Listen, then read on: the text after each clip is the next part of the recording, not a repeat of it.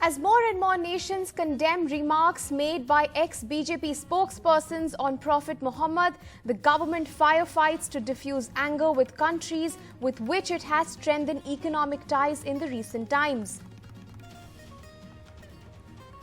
India hits back at the OIC, rejects comments saying it is unwarranted and narrow-minded, says take an action to stop communal agenda. And the return of COVID, India needs to start masking up once again. The daily COVID cases double in last 2 weeks. Kerala, Maharashtra are the states with the highest cases. And meanwhile, Maharashtra minister, one of the ministers says cases are rising due to North India migrants. Now, BJP MLAs in Rajasthan moved to a resort in Maharashtra. CM Uddhav Thackeray steps in, whereas Fadnavis, down with COVID, leads the BJP attack. Every vote counts. Jailed ministers may vote. Elon Musk threatens to pull out of the Twitter deal. Musk says Twitter is not sharing data on fake accounts.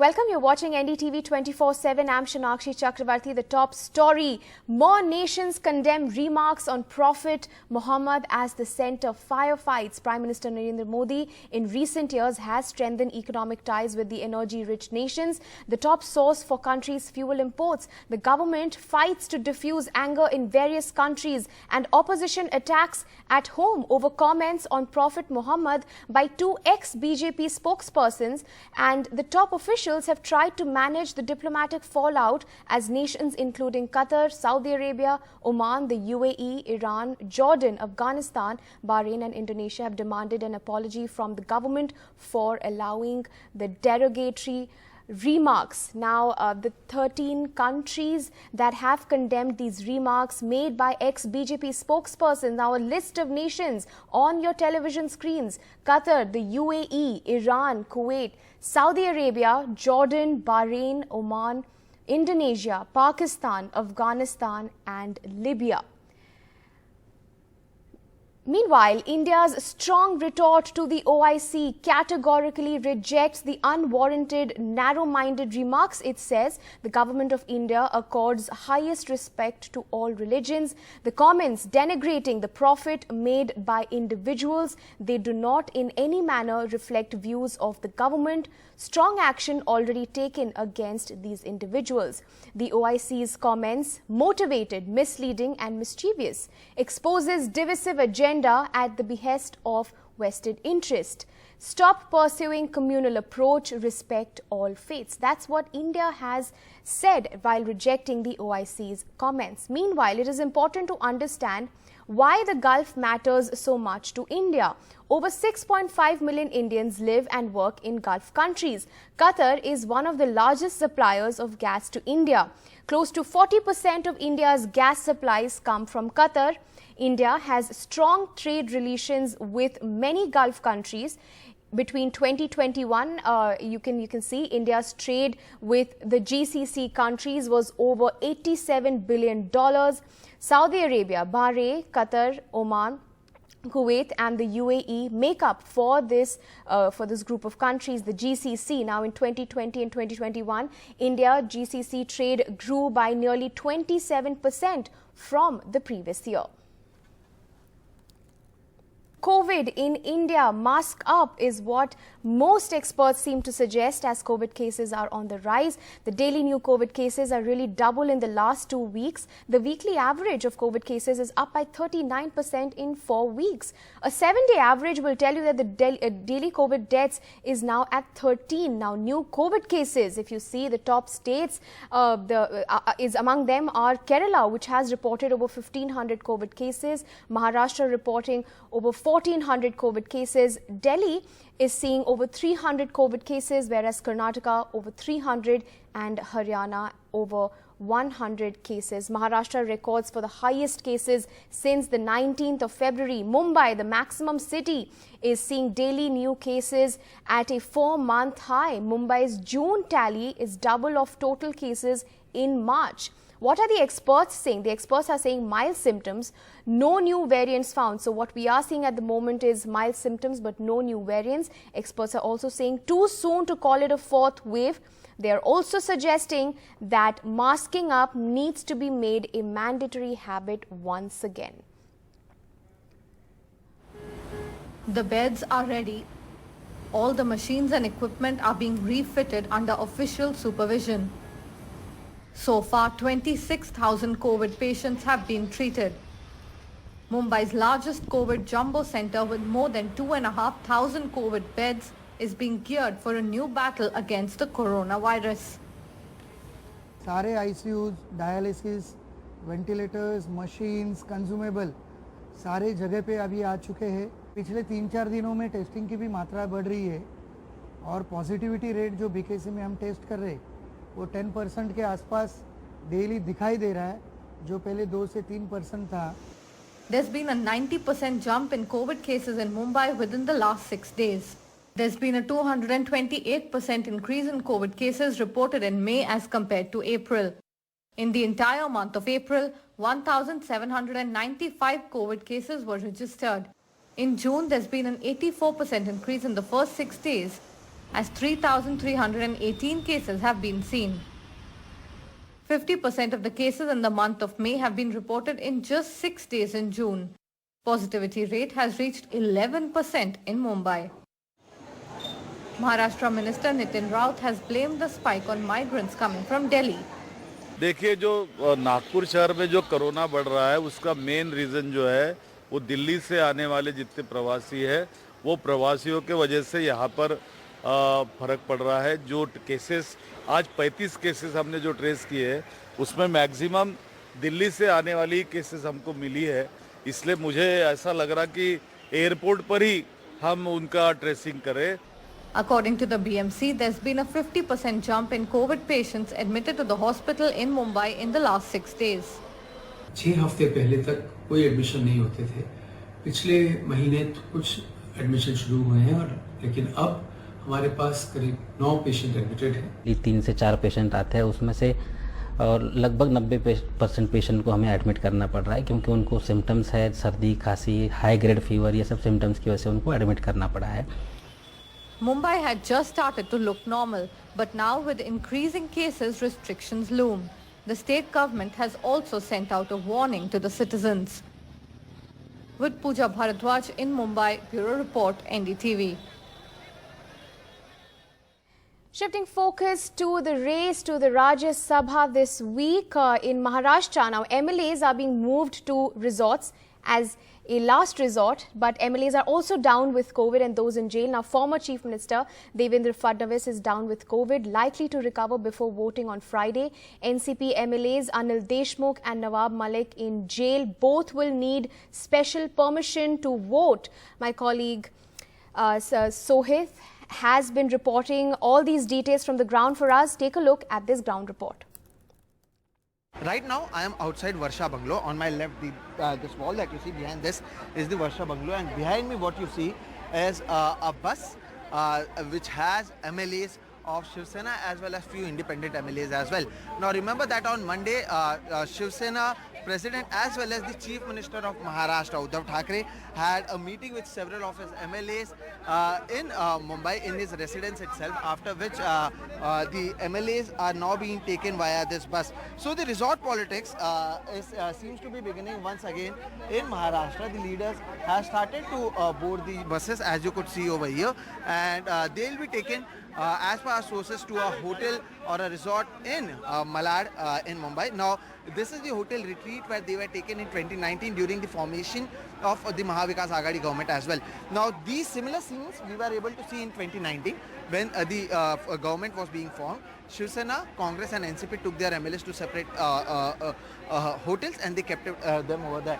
Now again during the Rajya Sabha election, where the election is going to happen for the 6th seat, and there is a direct fight between Shiv Sena and BJP, and they need the votes of not only their MLAs but also the independent MLAs. So for that the preparation is being done, and the resort politics seem to be happening once again in Mumbai and Maharashtra. Now the numbers are very important to win this seat, and there is a very close fight between both of them, and that's the reason what we see is that the MLAs of not only their party but also independent MLAs will be taken via these buses. Now this is number 1 bus, and there is another bus that you can see on your screens right now. So these 2 buses will be filled with the MLAs.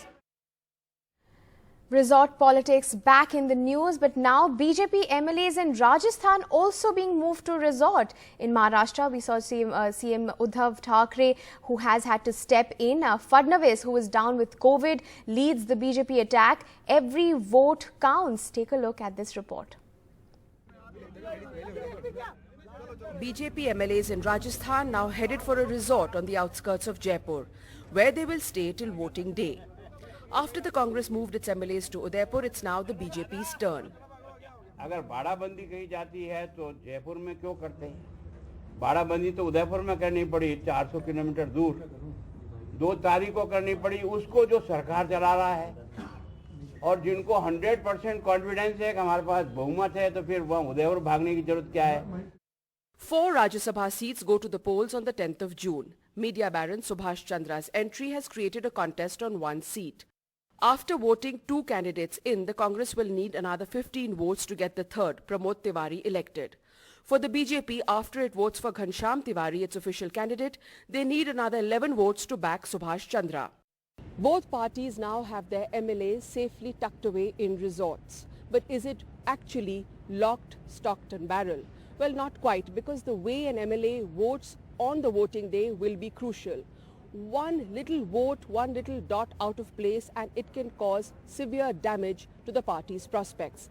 That's why while these MLAs are put away in resorts, it's not just about enjoying yourself and bonding time, but MLAs will also be taught how to vote correctly in the Rajya Sabha elections. कई बार क्योंकि मानवीय त्रुटि होती है, उसके कारण कई सवाल खड़े होते हैं, इसलिए उनमें कहीं किसी तरीके से दिक्कत नहीं आए तो वो 2-3 बार लगातार डेमो करना पड़ता है, और इसलिए वो ज़रूरी होता है कि उनको एक जगह एकत्रित करके और उसका 2-3 बार अभ्यास करवाएं. The Congress, which is still trying to get its maths right, has finally managed to get on board 6 truant MLAs. On Sunday, Chief Minister Ashok Gehlot personally flew them down to Udaipur. 4 of these were former BSP MLAs who had merged with the Congress and have agreed once again to support the party. 2 others were the Congress's own disgruntled MLAs. साथी थे, साथ है, साथ रहेंगे. मन में बहुत सारी दुविधाएं थी इनकी. कोई दुविधा नहीं थी. In Maharashtra, a close contest for the 6th Rajya Sabha seat.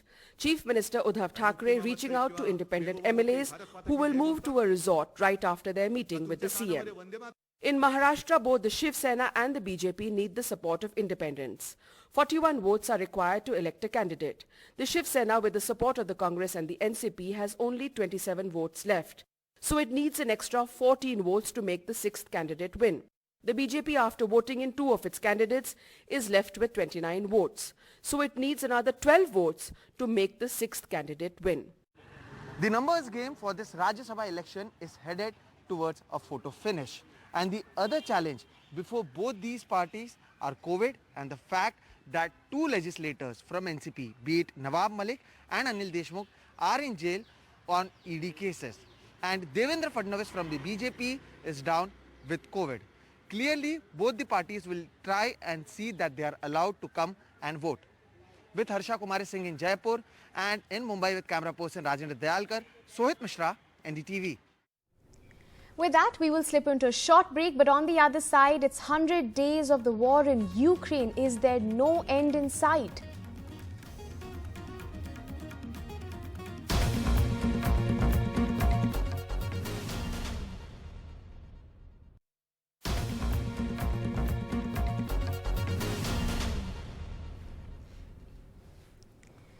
Welcome back. Even after the Jammu and Kashmir administration has transferred and shifted hundreds of Kashmiri Pandit employees secure places within the valley, no Pandit employee has joined back to their duties. Pandits say that they don't feel safe anymore even after a spate of recent attacks. My colleague Nazir Masoodi with this report.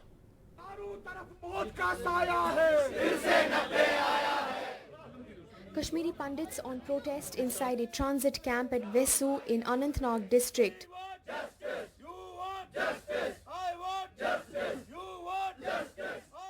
They have refused to resume their duties even after the government's decision to post them at secure places within the valley.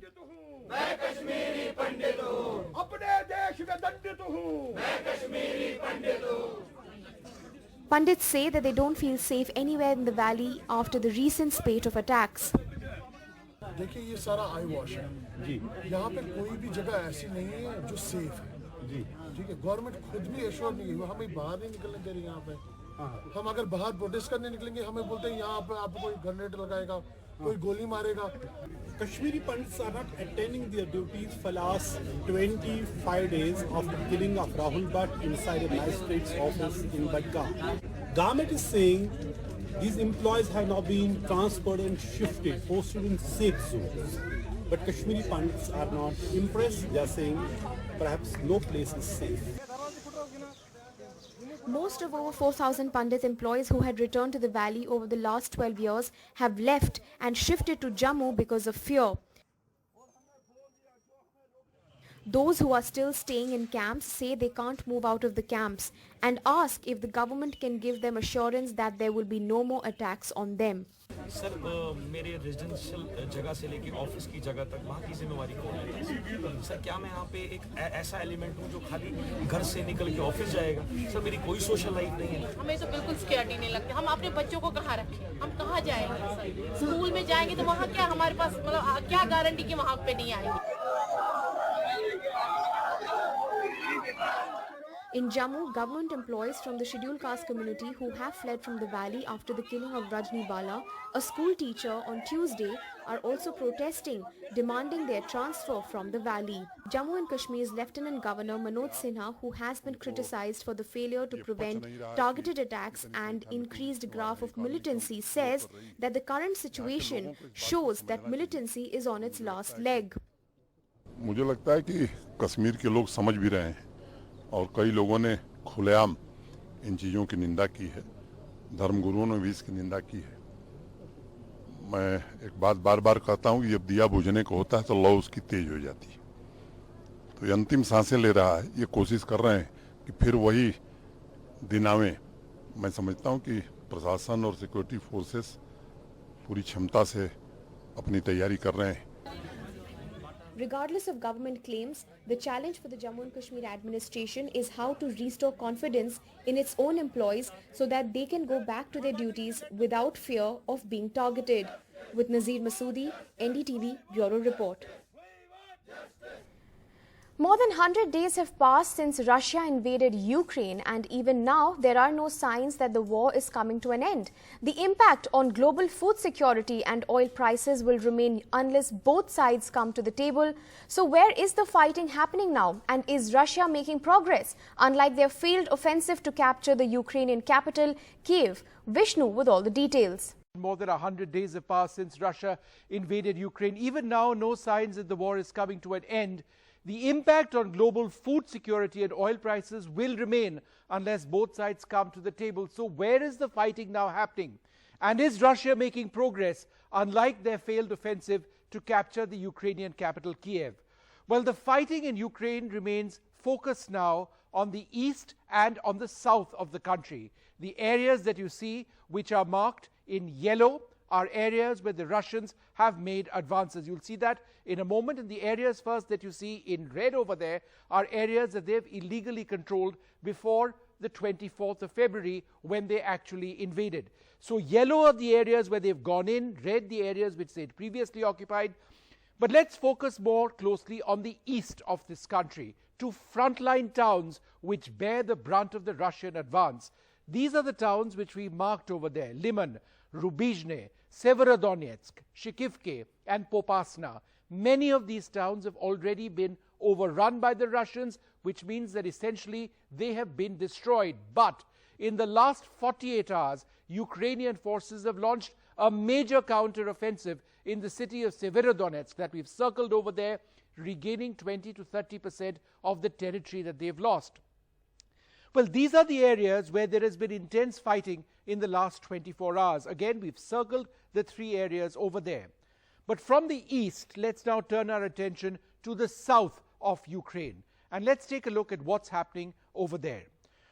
Well, the city of Kherson has been overrun by Russian forces. That's marked over there.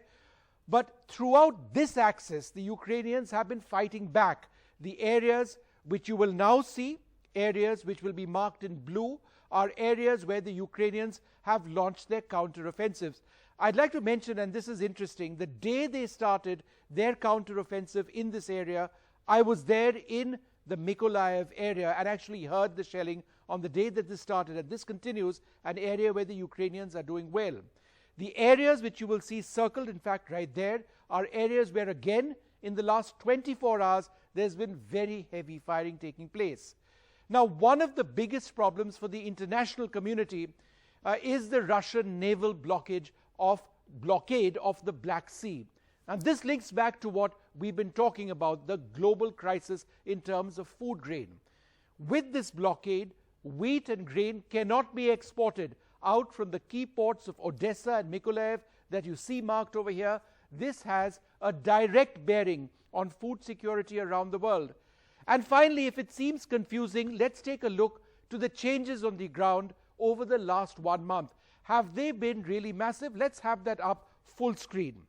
Because in fact, the changes have been not very major. So this flips between what it was in May and June. It's difficult to see, but there's some areas where you see the red areas expanding, some areas where you see the blue areas expanding. So in terms of territory gained and territory lost, in terms of square kilometers, not very much. Shifting focus now, a nuclear-capable Agni-IV ballistic missile which can strike targets 4,000 kilometers away was successfully fired off the Odisha coast on Monday, marking a significant boost to the country's military capabilities. The test was a part of routine of user training launches carried out under the aegis of the Strategic Forces Command, said the Defence Ministry. And with that, it's a wrap on this bulletin from all of us, but stay tuned to NDTV for all the latest.